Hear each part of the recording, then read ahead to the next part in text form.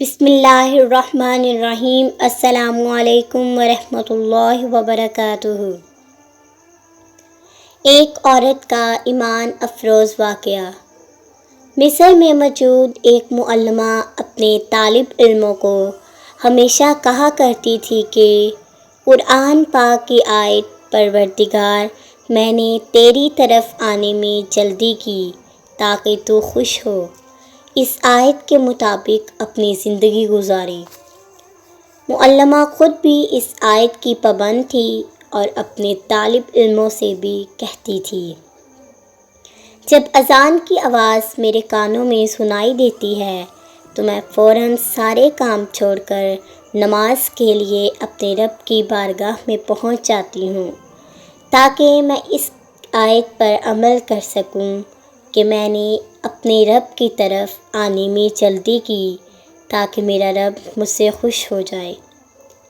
اس معلمہ کے شوہر کی یہ عادت تھی، جب بھی آفس سے گھر آنے لگتا تو فون پر اپنی بیوی کو کھانے کے متعلق ہدایات دے دیا کرتا تھا تاکہ جب یہ گھر آئے تو اسے کھانے کے لیے انتظار نہ کرنا پڑے۔ یہ خاتون اپنے شوہر کی ہدایات کے مطابق ایک دن کھانا بنا رہی تھی کہ کھانا بناتے ہوئے جب 3 رولز بننے والے رہ گئے تو اذان ہونا شروع ہو گئی، لہٰذا معلمہ نے وہ رول وہیں چھوڑے اور نماز کے لیے جائے نماز پر پہنچ گئی۔ جب اس عورت کا شوہر آیا تو اسے آوازیں دینے لگا کہ ابھی تک کھانا تیار کیوں نہیں ہوا۔ اس کا شوہر کچن میں گیا تو دیکھا کہ وہاں صرف 3 رولز بننے والے رہ گئے تھے۔ شوہر نے اونچی آواز میں بیوی کو باتیں سنانا شروع کر دیں کہ 3 رول بنانے میں کتنا ٹائم لگنا تھا، پہلے رول بنا لیتی پھر نماز پڑھنے چلی جاتی۔ جب شوہر بیوی کے پاس پہنچا تو دیکھا کہ بیوی سجدے سے اٹھ ہی نہیں رہی۔ شوہر نے اپنی بیوی کو سجدے سے اٹھانا چاہا تو اسے پتہ چلا کہ اس کی بیوی سجدے کی حالت ہی میں وفات پا چکی ہے۔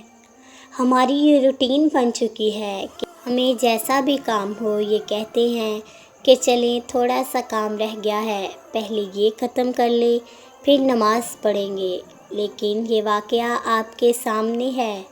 اگر وہ 3 رول بنانے میں لگ جاتی تو یقیناً اس کا انتقال کچن میں کھانا بناتے ہوئے ہوتا، لیکن اس نے اپنے رب کی طرف جانے میں جلدی کی، اس لیے اللہ تعالیٰ نے بھی اسے سجدے کی حالت میں قبول کیا۔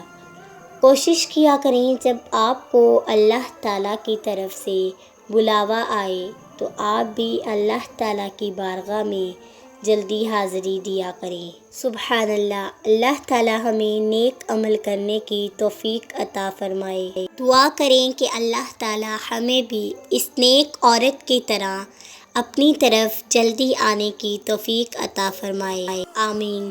ویڈیو اچھی لگی تو ویڈیو کو لائک کیجیے گا، سبسکرائب کیجیے گا اور کمنٹ کیجیے گا اور اپنی رائے دیجیے گا تاکہ میری حوصلہ افزائی ہو سکے۔